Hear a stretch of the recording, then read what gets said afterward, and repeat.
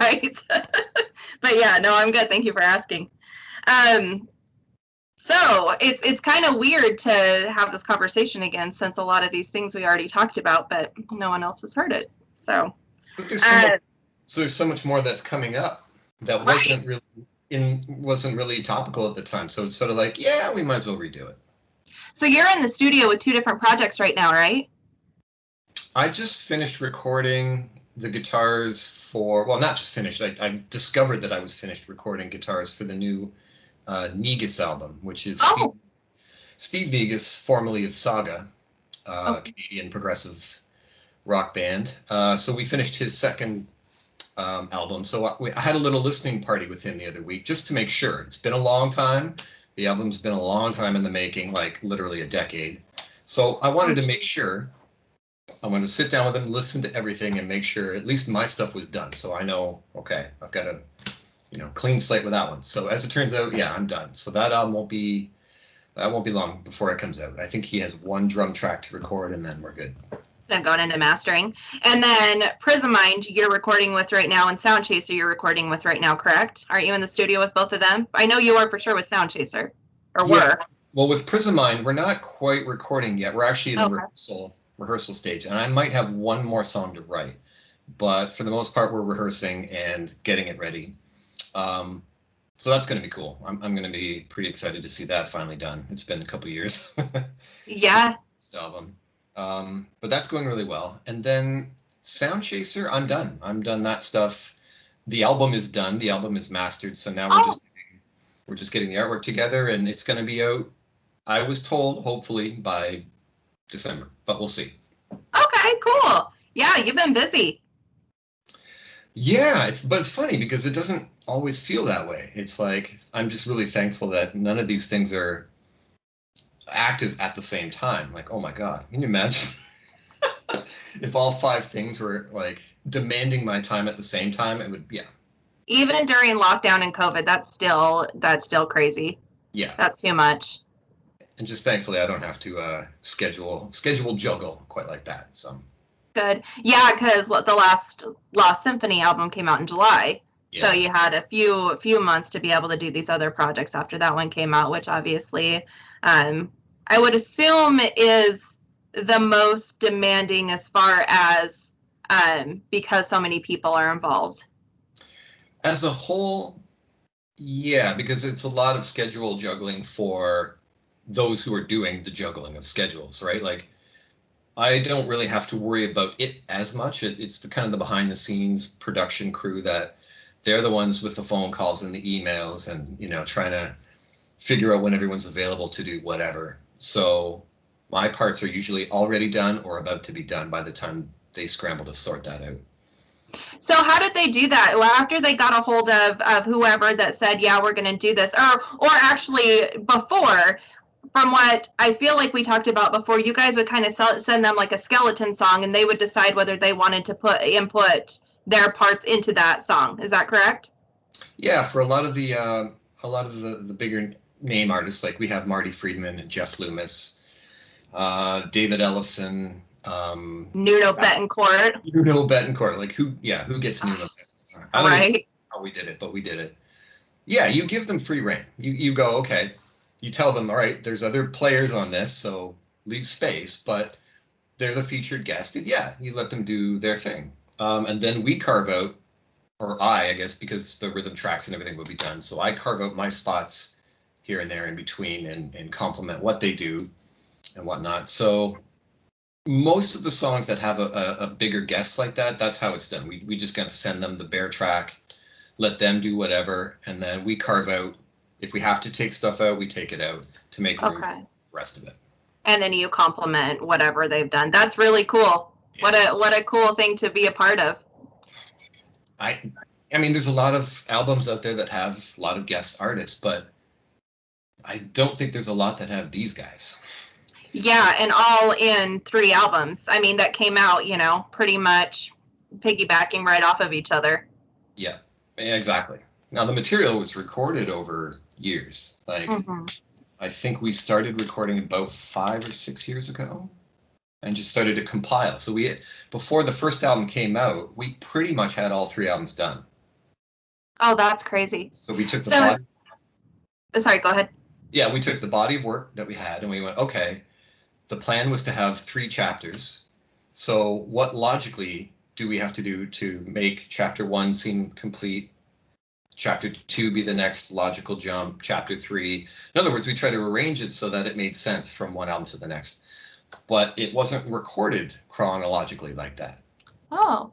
So some of the stuff, first album came out on the 3rd, or some of the early stuff that we recorded came out on the 3rd album. You know. Oh, interesting. Yeah. Just how you rearranged it. So you got to work with Ollie personally before his tragic ending. How was that? Really cool. I mean, he was if I'm not mistaken, he was the first guy. He was the first guy whose name I knew, you know, and I was a fan of, who got involved. And the neat thing is that he got involved because of a track that myself and another Canadian, actually, Conrad Simon, played on. Oh, okay.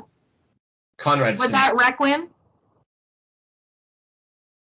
I think that was among them.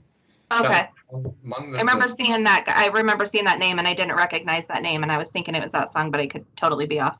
I think the songs in particular were Catnip High and Leave Well Enough Alone. Okay. I think those were the 2. But Requiem was in that group too, so they may have heard that as well.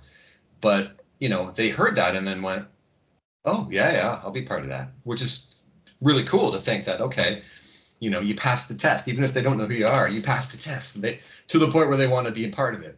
And, yeah, so he was the first guy. And what was great about Ollie, well, among other things, was he became the main recruiter for people at his level and above. Mm-hmm. Right? Like, we could send email after email, and they'll be like, yeah, whatever. You know? Right. But if Ollie approaches them and goes, hey, man, I'm part of this project. Check this out. What do you think? Do you want in? And they're like, yeah, I want in. Right. He was able to bridge that gap because people knew who he was. And then the more names you have like that, the other people who are above them go, well, I recognize those names. Sure, I'll be part of that. Right. Then it spiderwebs out. That's cool. Yeah. I had talked to Ollie a few times. Always super sincere, such a genuine human. And, you know, I don't know what it was like working with him musically. I'm sure it's a whole different ball game, but the little amounts I had time with him was always very, very genuine and kind. Yeah, he was cool. I had, I think, 1 or 2 Skype chats with him. That was about the extent of our actual talking together and exchanging email and text here and there. But for the most part, he worked with the Boston crew. Mm-hmm. So I'm up here in Canada, about from Toronto, and most of the rest are in the Massachusetts area. So he being from that area, he would go to the studio there. So unfortunately, I wasn't in the studio with him to watch him do his thing. But yeah, he was just one of those easygoing, super cool, and obviously amazing guitar player as well. So yeah, definitely awesome to have him on there, and very much a shame that we lost him. Yeah, he had a very distinct guitar sound, which is cool. You know, some guitarists are able to have that kind of signature sound, and he was one of them that was really able to perfect that, and I thought that was really neat. Definitely. What happened to the videos? I went to go watch the videos, and I was like, okay, now it's just which the artwork is amazing, and I don't mind staring at the artwork during the music. But do you know what happened? I do, and I'm not at liberty to mention it yet. That's okay. When was the last time you checked? Today. Okay, so they're still not back up. All right. Yeah, there's stuff going on behind the scenes that we're taking legal action against. Okay. And I can't say anything about it at the moment, but yeah. But they shall be back. Oh yeah, they're coming back. Good. It was either supposed to be Monday that just passed or this coming Monday, so they might be up this coming Monday. Okay, good, because those videos are so cool. I mean, the music is an adventure all in itself, but when you have that visual with the music, it is just a whole other level. And so I was like, oh my gosh, no. It's true. Yeah, some of them are really trippy, and yeah, they're fun. You're right, they're fun to watch. Pretty definitely. Yeah, well, good. I'm glad to hear that they're coming back. So you had mentioned before a box set. Is that still a possibility, or is that kind of filtered As far as I know, I haven't heard definite plans of like a release date, but I think that's definitely in the works. And I think the idea is not only you're going to have all three albums, but I think the plan was to create a book of all the artwork to go with it. Remind me what the artist's name is. Boris Groh, I believe he's out of Russia. I don't know how Benny found him. I think he was just kind of doing a random scroll on the internet looking for cool artwork, found him, and went, okay, that's the guy. Yeah. So, right? Boris, I think, has since created artwork for not just the CDs, but for every single that we release. He created a separate piece for each release, which you can get on all the merch as well, which is pretty cool. Super cool. Yeah, and the imagery always goes really well with the song, like with the song titles. And so I thought that was really cool how well he was able to kind of capture, especially without lyrics, right? Be able to capture the feel and the essence of the song through the imagery, or through the song to add that imagery. I thought that was really cool. Well, the weird thing is, I don't think he necessarily always, I'd have to ask him or even ask Benny. I don't think he necessarily created his work after hearing the songs. Oh. I think Benny went through, I know in some cases, definitely, he went through some of the artwork and went, that's the one.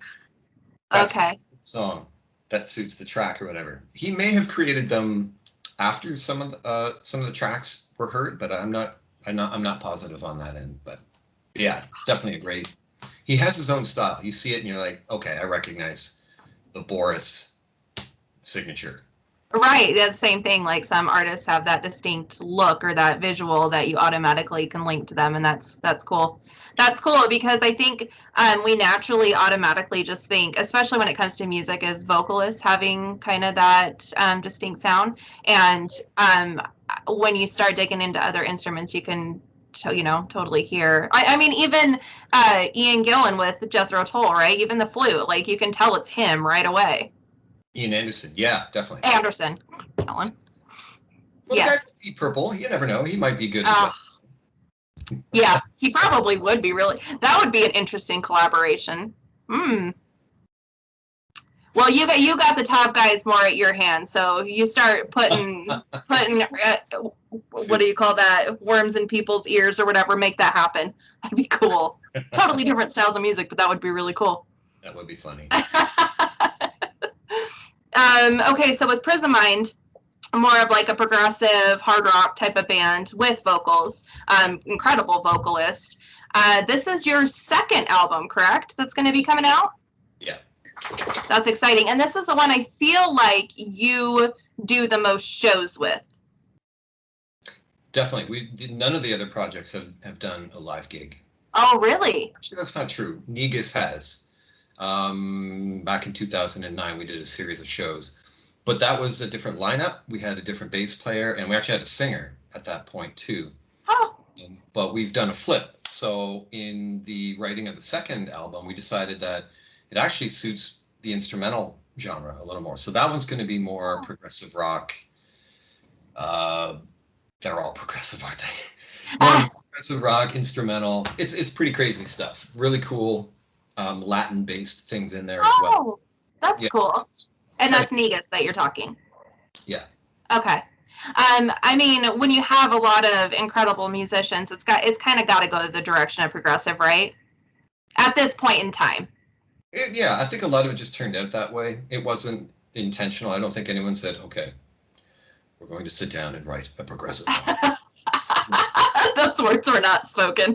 Yeah, it was just sort of like, with art in Sound Chaser, he writes the way he writes, and it's got a very distinct thing, and I don't think he thinks much about the direction and chiseling out how it's going to be different than the last time, And Steve Negus is the same way. He has what he has going on up here comes out, and generally speaking, tends to walk the progressive rock line. With Prismind, it's a bit different because we have so many different influences amongst us that I guess you could call it progressive metal, but there's shades of other stuff in there. We like classic rock stuff in there. Mm-hmm. Definitely. So yeah, that one's coming along really well so far. So with all these projects, and this is only like a fraction of the ones that you're actually a part of, but these are the main ones. With all these projects, if someone was like, okay, I don't know anything about any of these bands, what is one song from each band? I'm putting you on the spot, and it's okay if you can't answer this because this is probably going to be a tough question. But what's one song from each project you would tell people to, okay, start here, and this is kind of what this project's about? Okay, Prismind, I would say there's a couple, but if I have to pick one, I would say check out a song called Pawns of the Damned. That's from the first album, Disciples by Design. That one's got a good cross section of what we do. With Sound Chaser, I would say my favorite is Red Sky at Night. From the first album. A lot of people point to Fast Track as being the one that they really liked, and it was a pretty popular one, but I like Red Sky. Red Sky at Night, I think, is a better representation of us. Cool title. Negus, well, the album's not out yet, so there's really nothing to... I can't say. Well, actually, that's not necessarily true. You could check out on YouTube. Steve did a drum clinic back in, I want to say 2017 or 18. And we played with him, like myself and Mike, the bass player. We played with him at this clinic. And on YouTube, you can find performances of a song called Latino 7. Okay. And also the title track, Economy of Motion. They're both obviously pre-album. The songs were there. We played them back then, but we hadn't recorded them at that point. But those two would be two that you could check out. Oh God, what's left? Lost Symphony. Oh God, oh wow. Yeah, how do you even pick? You're like, all the guitarist ears are perking up, going, okay, is that the one I played on? Well, you got to give it up for Take Another Piece. Mm-hmm. So good. How did we manage to get Nuno Betancourt, who, by the way, I have to say, that might be my favorite Nuno stuff he's ever done, and I'm a huge fan. Mm-hmm. But Jesus Christ, he knocked it out of the park. Let's not forget Marty Friedman, like one of my all-time faves, also on this track with us. Alex Skolnick from Testament. Oh, like Testament. Yeah, exactly. The number 5 of the big 4. Right? They should totally be there. Mm-hmm. And another great guitar player who I have to admit I wasn't familiar with until he joined the project, Richard Shaw, who's in Cradle of Filth. Mm-hmm. He plays a great solo on that too. So all 5 of us are on there, doing our thing. And the funny thing is, when you look at the lineup there, just of the guitar players, you think, oh my God, this is going to be a thrashing shredder. Right. It's not. No. It's a beautiful piece of music.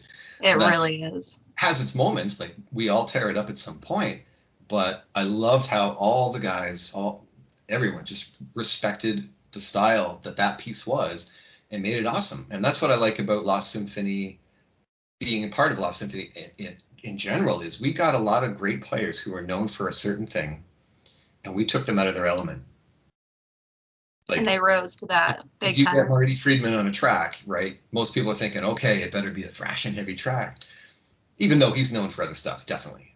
But the songs that he's on aren't like that. Right. Right. So a lot of the players that are on all 3 of these albums are put in situations that are not what you would expect them to be in, and they kill it. And yeah. All right. Cool. Mission accomplished. Right. Yeah, so cool. And the last song from the trilogy, in chapter 3, is it called The Last Good Goodbye? My Last Goodbye? My Last Goodbye, yeah. My Last Goodbye, which obviously is kind of all of it is a homage to Ollie, but that song being kind of the final, closing the chapter, right? Yeah. Which, we had talked about before, you would think would be like a really sad song, but it's not. It's a very uplifting and just a beautiful, beautiful song.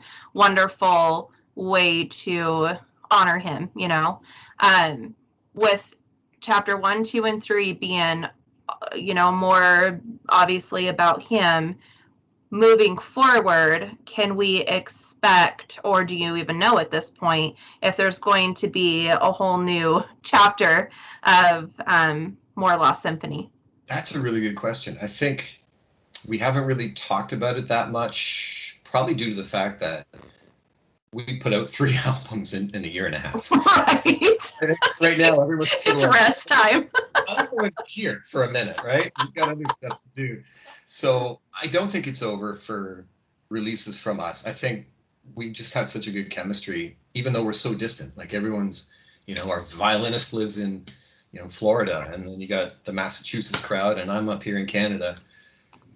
So despite that, it's sort of like we still work so well together, and we obviously perked a few ears. And so why not? A few million.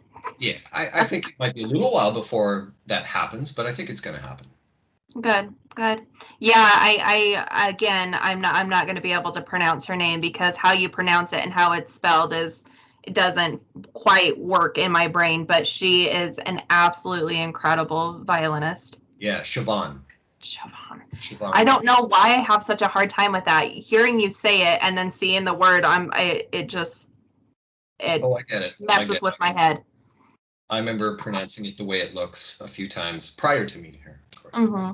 And I'm like, that's a strange name. But anyway. It's a beautiful name, and it's a really beautiful name. But yeah, every time I've asked you, I'm like, gosh dang it, I'm not going to be able to remember that. Right. Well, she's done a lot. I mean, I remember looking at her resume when she was introduced into the project. She came in about, I'm going to say halfway through. So we had already recorded a bunch of stuff, and all of a sudden I get an email saying, oh, we found a violinist, or Ollie found her, actually. I guess they bumped into each other at some festival or something like that. So he kind of recruited her. Her resume is pretty crazy for how long, she's been around. But she's probably best known for working in a band called Starset. Oh, okay. She's in Starset, and she was in Trans-Siberian Orchestra as well. Oh. Just mediocre instrumental project. Oh wow, yeah, I didn't know that. Yes. So yeah, she's amazing. It's definitely been cool to kind of like hear her come in on songs that were already done. There were songs that we're done. The song's over, on to the next one. And then because we recruited her, we got her, we were like, she would sound really good on that track. So we ended up having her put lines and harmonies on certain things that we'd already considered finished. So yeah. She's in quite a few of them, though. I would consider her one of the core members. Would that be fair? Oh, definitely, yeah. Yeah, she's in the band.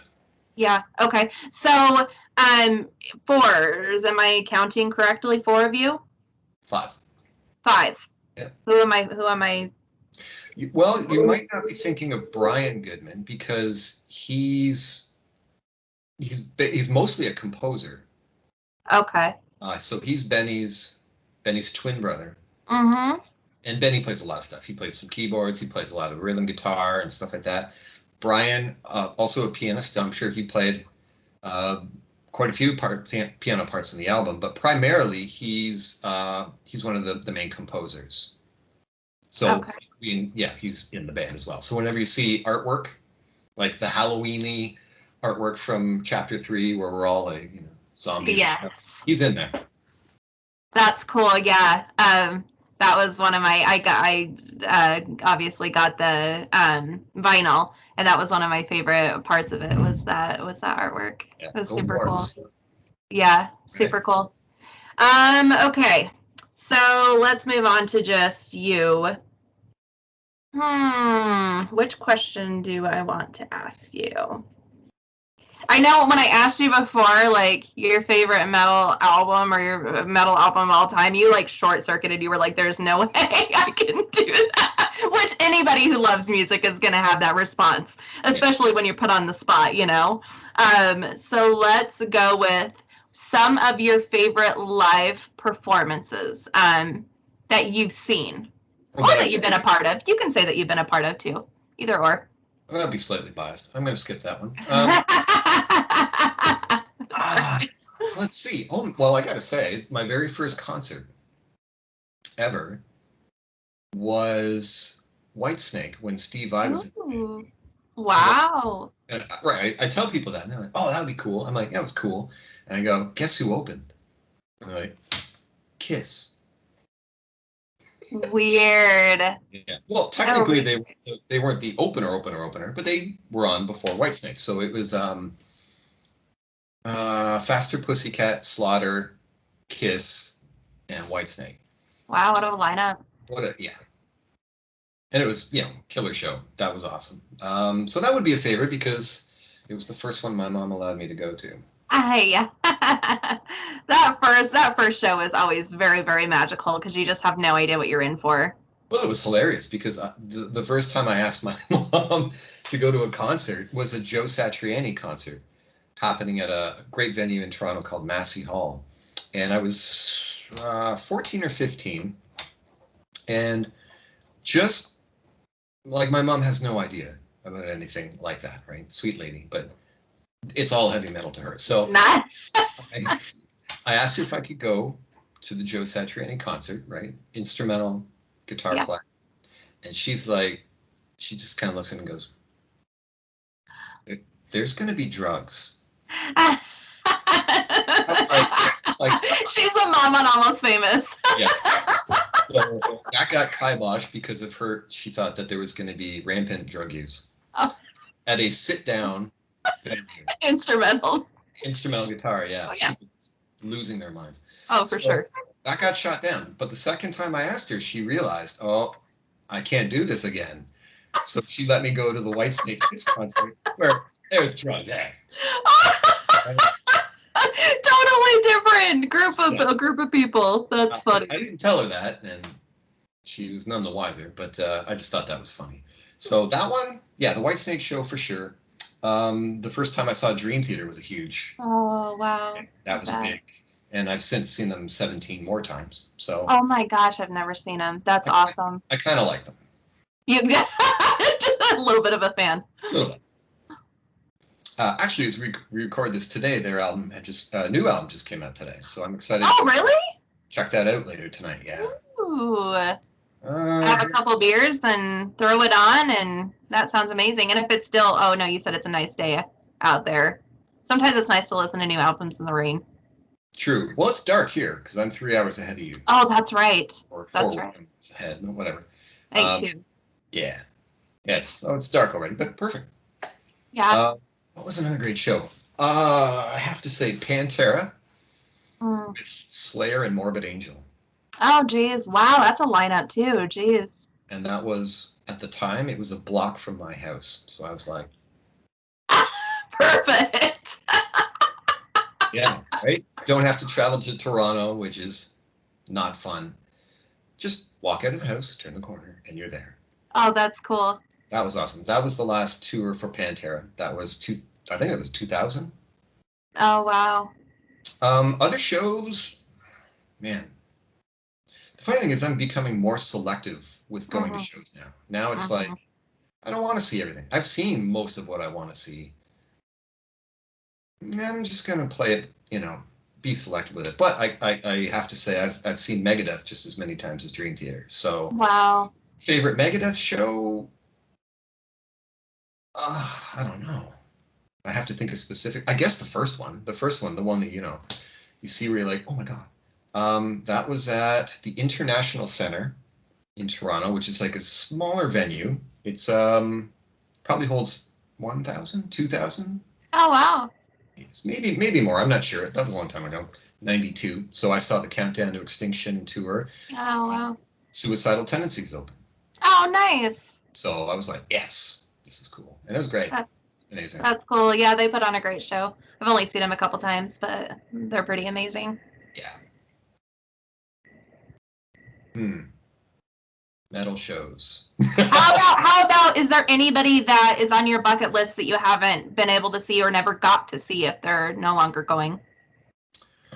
Let's see. Well, actually, one springs to mind. I've never had a chance to see Tony McAlpine live, who's a favorite guitar player of mine. You could throw him in the metal category, but it's instrumental stuff. Okay, I'll have to look him up. I've never heard of him. Yeah, I've never seen him solo. I guess I should say that. I saw Steve Vai a bunch of times, but one time in particular, and Tony McAlpine was playing keyboards and second guitar in Steve Vai's band. So I've seen him. Oh, okay. But it wasn't any of his material, so gotcha. I guess that's what I'm getting at.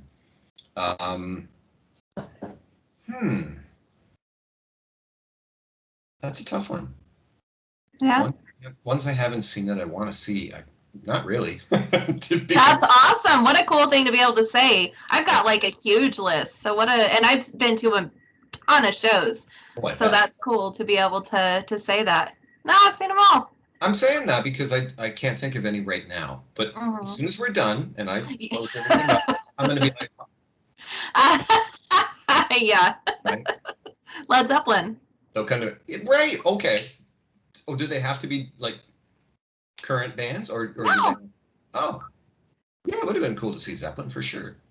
I mean, they have to be in your lifetime. I didn't realize the parameters had changed. I'm trying to think of who would even be like, who would even be like before my lifetime that I wouldn't have had the opportunity to see. I mean, Zeppelin, just because they were done so quick, but. Well, Zeppelin was in my lifetime, but I wouldn't have known who they were at 5 years old. Yeah. Well, your parents failed then. I had a dog named Zeppelin, so my son was saying Zeppelin is like one of those first words. Okay, smart. Yeah. Clever. Be a theme with our family. Hendrix, Zeppelin. Yeah, I'm sure there's a ton of bands that would have been cool to see. I never did get to see Van Halen. Oh yeah. No, I never did. I don't know. I think it's one of those things where it probably would be cooler to see the footage now of it back then because I would appreciate it more. To be there when it happened, depends on how many times you've already seen that band. Yeah, I think to me it's cooler to kind of look at old footage and go, wow, that would be cool. Not necessarily meaning I wanted to be there, because I'm sure the experience is different than what I perceive it watching it and imagining what it would have been like. So yeah, I don't know.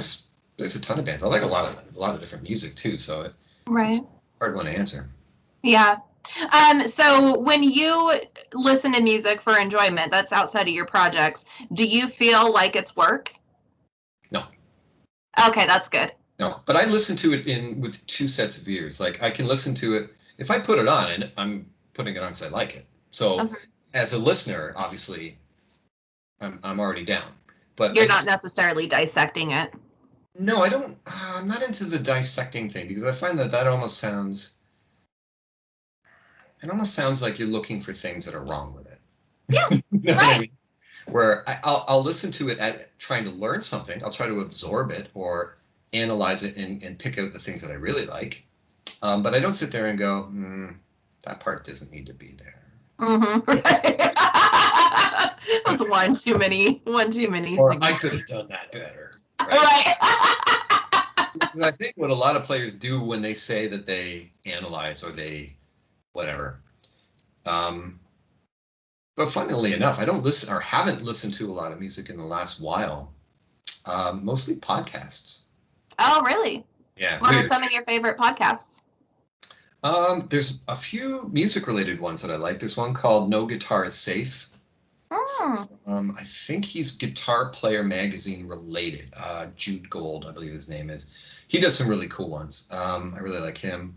There's another one called Players Pick Podcast, and it's about he gets a guitar player on, and they talk about a whole range of things, but the main focus at some point is what do they use for guitar picks, and do they remember, their favorite guitar picks from back in the day, and how they're, because a lot of players, they'll change it up. They go from, the cheap flexible ones with the store's name on it and stuff like that, which in most cases really aren't great guitar picks. They're just sort of throwaway things that work. But when you get into the rabbit hole of different material and different thicknesses and shapes and all that, and you realize how much that actually does affect your sound and the feel of everything you're doing, it's easy to get caught in that rabbit hole. So when that podcast came out, I was like, got my name all over it. Right. Is it you that uses Swiss picks? Yes. Okay. I'd never seen those before until I saw you had, done something with them. That's so cool. So do the holes make a difference with the sound then? Not the sound, the grip.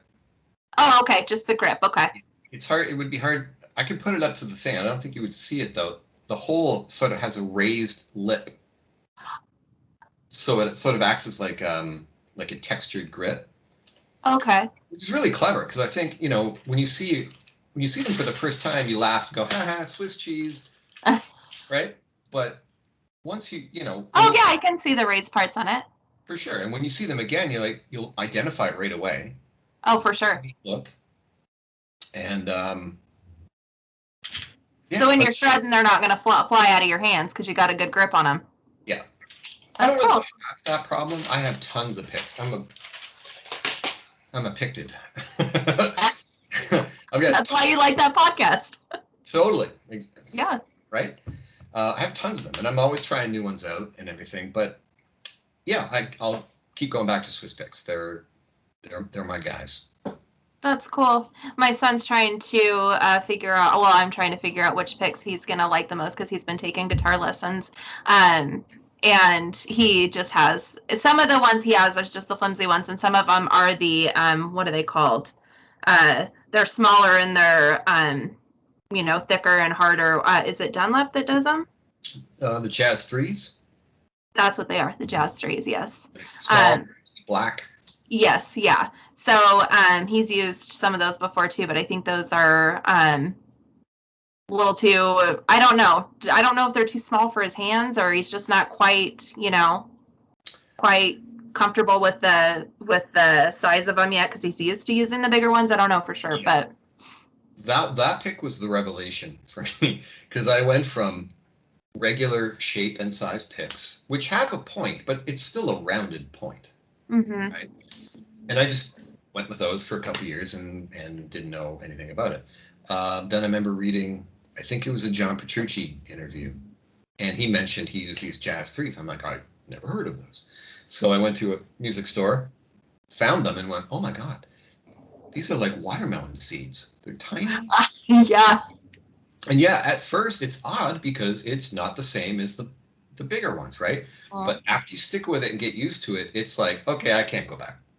There's no go back to the other ones. These ones they fit your hand perfectly, unless you have huge hands. I've heard of players liking them, but they're just too small for their particular size. Hand size. But they do make bigger ones now. The companies have gone, oh, really? Okay. So they make XL versions of them now. So or like the Hulk. Yeah. Yeah, exactly. That's cool. I'll have him stick with it then and see if he can get used to them. Speaking of podcasts, Kyle Shutt does a podcast as well that he just interviews different musicians that he's played with before, or ones that he's toured with, or just ones that he knows throughout the grapevine. They're all the rage. Mm-hmm. Podcasts, like even some of my bandmates in Lost Symphony have one called "You Got 2020'd." What is it? Is it music related? Yeah. So it's Benny, Corey, and Siobhan. They're the hosts. And they have guests and musicians, mostly musicians, but they have actors and directors and just anybody. And they sit them down for a couple hours and go nuts. And That's even cool. I've been on the show, so it's pretty cool. Oh, nice. That's fun. I've thought about doing it, but I forget that it's a thing all the time. And I'm terrible with podcasts, but I thought about just going different venues with Metal Nation, and like we talked about Twitch before, YouTube, podcasts, all those different things, just trying to figure out what different venues we can use because people like to listen or read in different, areas. So yeah, definitely. Yeah. That would be cool. We'll see. I'd have to get used to being on camera. I don't like it. I'm glad that it's like a small little thing in the corner so I can just out of sight, out of mind. All right, Halloween's coming up. What is your favorite Halloween themed song, and what is your favorite Halloween movie? I know you're not much of a movie watcher now, but if you have. I still have to say the original Halloween. Oh, so good. It's just, yeah, I have to say that one probably would be my favorite still. But I used to watch all those Friday the 13th and all the typical ones. There was a period of time when I was early 20s probably where I got into a lot of the obscure movies, the ones that, when you would go to a movie store, they used to movies. And you would see all the movies, and the ones that were like illustrated, they weren't even pictures or screenshot, they were like drawn or painted, you know what I mean? The ones that no one would rent because of they were always available then. Yes, they looked so cheap. So I got into a lot of the B, kind of obscure cult movies like that too. And it was great at the time because like these mom and pop shops would have like deals where it'd be 5 movies for 6 days for $7. And I would binge them all in 2 days, of course. Did you get any good ones through those that you actually enjoyed, or did you just kind of giggle through them? I was mostly just fascinated with them. Yeah. Some of them I essentially liked them, but I wouldn't watch them again. Yeah, right. Because they're just sort of like, I don't watch any of that kind of stuff now. It's sort of like not my bag anymore. But yeah, there were some really out there ones like Last House on the Left. Oh, which is I can't watch it. Right, exactly, right? Yeah. I love the Hellraiser movies, but that's not in that category. Oh God, I'm trying to remember. I think there was one called City of the Dead or something like that. It was a while ago. But yeah, I watched a lot of them in a short period of time, so the names are just. Oh yeah. Well, yeah. Plus, when you didn't watch them numerous times, like it's going to be in your mind for the time that you're watching it, and then out of your mind as soon as you flip the next one in. Yeah, exactly. What was the other question? The Halloween themed song? Yeah. The entire King Diamond collection. Perfect. Merciful Fate. Throw them in there too. Merciful Fate, but King Diamond. I like it. If I had to pick, oh man, I can't pick one. You put something out on, I think it was a couple weeks ago, asking for music related to Halloween, and I think I put, it was Merciful Fate actually, Sucking Your Blood. I need to go back to that post because I think I forgot that I had asked that question by the next day, and I had like a million more responses, and I probably did not go back. That was from a late 90s or early 2000s Merciful Fate. So I would say modern era, even though it's been 20 years or whatever. One of their newer albums. I think it was called Dead Again. Really good. I like a lot of the modern stuff as well as the old stuff they did. But yeah, King Diamond Junkie. Not a lot of my friends are aware of who they are or can attest to getting past the vocals, but I got to a point where I ended up going, oh my God, I totally get it now.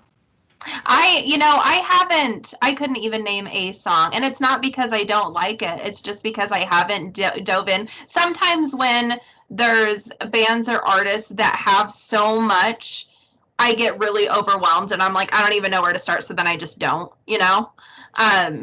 actually for Prince is an example because I don't love pop type music, even though I know that he obviously was an incredible guitarist.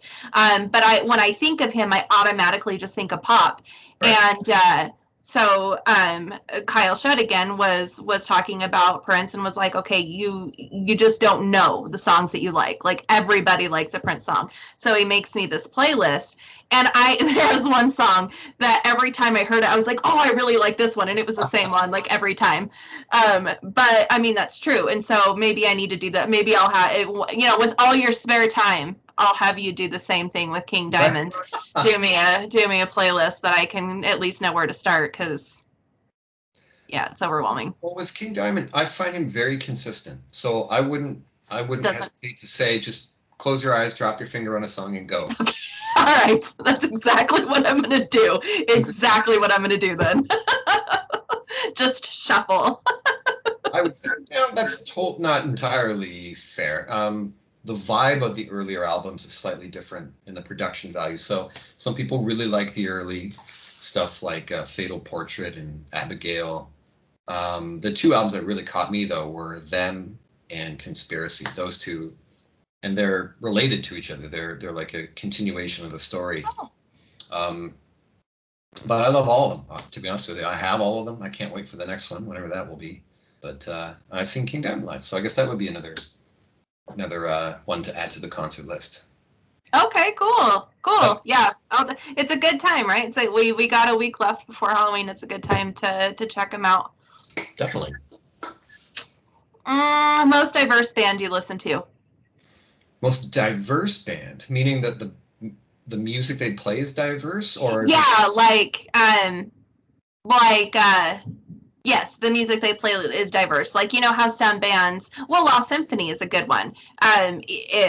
It seems like it's following a rhythm and a pattern, and then changes, and you're kind of like, oh, I didn't expect that change, but you know, obviously it's done very well. So what more like that, like diverse within itself? Does that make sense? Yeah, I think I see what you mean. Well, I would have to say Dream Theater, because maybe not within one song necessarily. Well, actually, that's not true. But they're a band that can play very heavy stuff. They can be very technical. Then the next song might be something U2 would write. And then they have like a ballad. And then they have like an orchestral kind of thing. So I think throughout the catalog, or even on any given album, you're going to run into a lot of stuff. So I would say them for sure. I like that. Actually, another band that maybe a lot of people watching this might not even have heard of, called the Dixie Dregs. From the 70s. One of my favorite guitar players, Steve Morse, who's now in Deep Purple. Oh, okay. That was his band back in the mid to late 70s, and throughout the 80s and 90s, they would occasionally get back together. Very eclectic instrumental band that covers. You listen to any 2 or 3 songs, you'll go, I just heard some country. I just heard some jazz. I just heard some classical. I just heard some chamber music. I don't know what the heck I just heard. Right. Keeps you guessing. I love that. Yeah. I'll have to check them out. They're really cool. And actually, the drummer of that band went on to Winger. Oh, okay. Cool. It's kind of odd to think that Winger was playing that kind of stuff, but Rod Morgenstein's awesome. So yeah, that would be another like obvious band for me when it comes to diverse directions and stuff like that. There's probably a ton more. I should just look at my record collection, shouldn't I? I have a lot. I was going to say, it's probably overwhelming, even looking at them. You're like, okay, no, my eyes are going to cross. Yeah, those would be the 2 first things that come to mind for me. Okay, cool. I like that. If you could choose anyone to do a collaboration with, which obviously more than likely would be a Lost Symphony adapt, who would you choose? I've already done them. Yeah, you're like, I done. In a way, it's like, what? I was telling someone the other day, it's like, they're like, I can't believe you're doing this. Like, you're on these albums with these guys. I'm like, I don't believe it either. It's like jamming with my record collection. Right. And it's like so crazy. So you see all these collabs going around and stuff like that, and some of them are really cool, and a lot of them I haven't watched, but I'm sort of like, I don't feel the need to do a lot of these things, because how am I going to top the stuff we did with Lost Symphony? It's like ridiculous. Yeah, but I mean, you fit so well in there. I mean, you're the what's the saying, the star that hasn't shown yet, the one that has all the talent but hasn't had the exposure, maybe. Oh yeah, Would that be the word? That's who I am compared to those people. That's for sure. Right. But you're. I mean, you fit very well within that crowd. So it's not like you're. It's not like you're like fiddling on a what those Hello Kitty. Although I gotta say, Zach Wilde and John Five both pretty much wailed on that Hello Kitty guitar. But you're an incredible musician, and so you fit very well with those guys as well. Thanks very much. Yeah. I know. I should mention I do have a couple of other recordings that I've done recently that you could call a collaboration. There's an album from a band called Monarch Trail that just came out. They're friends of mine who I went to school with. Another progressive rock album. That just came out, so I'd say I collaborated with them because I actually played more guitar on this album than the previous two. The previous two albums of theirs, I just did one song. Oh, okay. Where this one, they had me do, I think, 4 out of 6. Oh, cool. Okay. And also, I just did a couple of cover tracks with a good friend of mine, Pat, from a band called Fear, Phear. Oh, ooh, fancy. Mm-hmm. PH fancy. Exactly. He texted me and literally had to twist my arm to do these 2 tracks. One's a Rush cover and one's a Queen cover. And I say twist my arm. I know.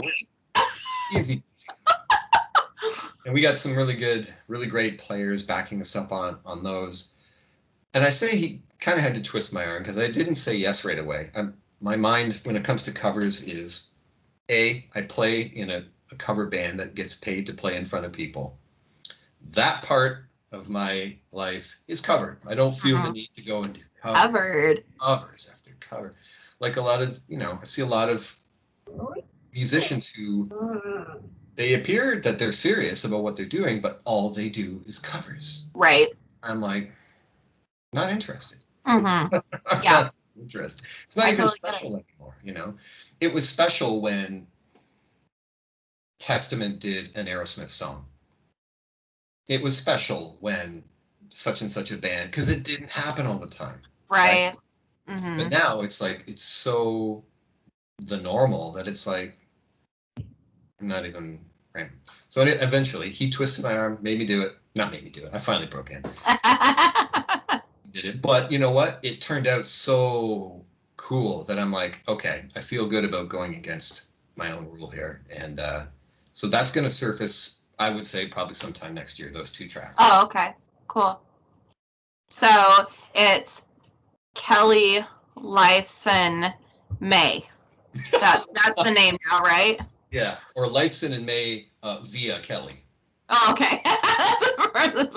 Yeah, but that doesn't have the same ring to it. I keep faithful to the parts that I think require it, and I do my own thing because no, I'm allowed to. Right.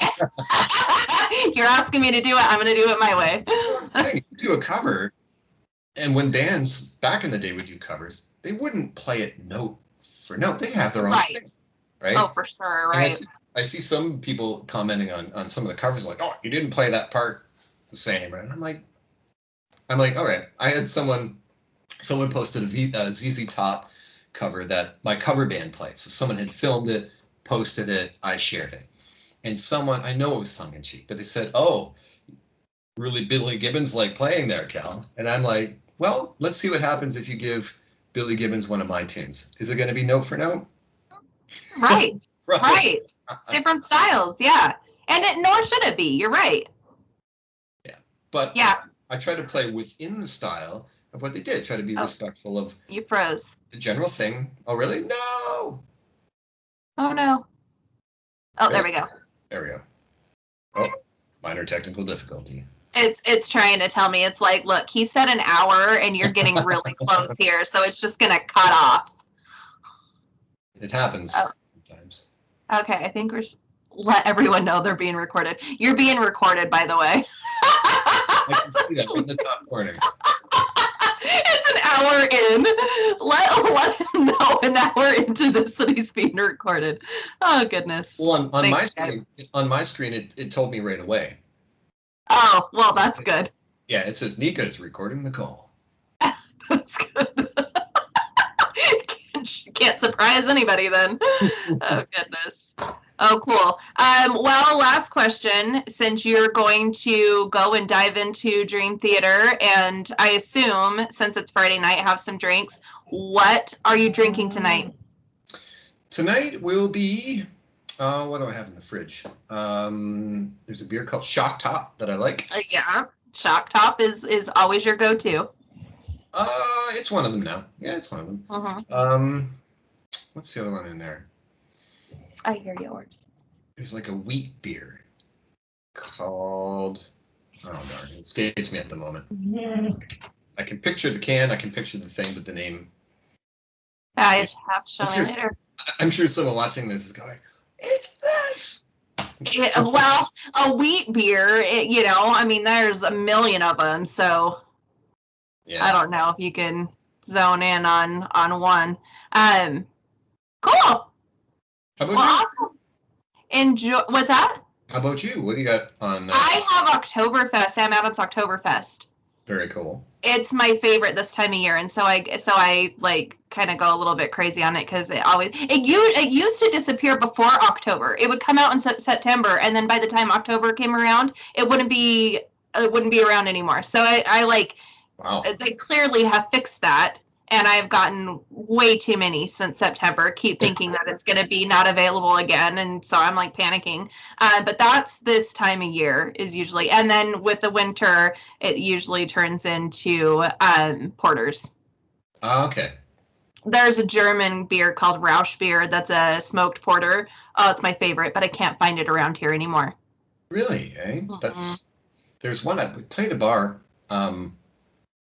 Just a little ways from here regularly, and they had one called, now it's been a while because I haven't played at that bar in almost 2 years, but they had a porter that was sort of like, it was recommended to me, and I was like, all right, let's try it. And I was like, ooh, I'm like, can you remember, I asked the bartender, can you write down the name of it, because I'm not going to remember it. I'm sure a couple of these I'm not remembering. It was a German style beer. Oh. Grimbergen. Ooh. Grimbergen. I can't believe I remember that. Grimbergen. Yes. I'll have to see if we can find it here. That's cool. If you can find it, yeah, definitely try it. Ooh, okay. And I have this recorded, just so you know. So I'll be able to look it up and I won't have to remember it. It's one word you're looking for in an hour-long conversation. You'll find it. I gotta go through and somewhat edit it anyways. It's just not going to be typing it out, which is why July to almost the end of October, I still didn't get my act together and get that transcribed. Well, when you told me you were transcribing it, I'm like, is she a sucker for punishment or what? Yeah, that's just how I guess. That's just how I've always done them. And Brian from Red Fang, we talked for over an hour, and I was like, and it was over the phone, so I didn't have any other choice, and I was just like, oh my gosh, and everybody was really excited because a lot of my friends are Red Fang fans, and so a lot of people were really excited about it, and so I was like, okay, I gotta hammer this out, and oh my gosh, yeah, it took an embarrassing amount of time. That would be a lot. I would think it'd be much simpler and cleaner to just do it like this. I might start doing it this way. I don't know. I hate being on camera, but it was not. I was glad to be able to do my first with my face on camera with you because I'm already so comfortable with you. But with some of the other ones, I would be nervous. I thought you did that with Anthrax first. That was just a real quick, like, hey, what's up? Let's just chat for a little bit. It wasn't like a interview, which I did talk to John Denias a week ago about doing an interview, so we'll see. He's also Symphony. That's right, yeah. And the Murder Crow one, right? Yeah, Murder of Crows. A Murder of Crows, yeah. That's yeah, and he is the least intimidating for me, just because he hasn't been in it as long. Right. Well, say hi to him for me when you talk to him. I will. Enjoy your album tonight. Thank you for doing this again. I really appreciate it. Absolutely. I'm watching for the link. Yeah. It'll be done much quicker this time. It won't be July of next year. Awesome. Have a good night. Thank you. Thanks for having me on. We'll do it again soon. Sounds good. All right. Take care. Bye.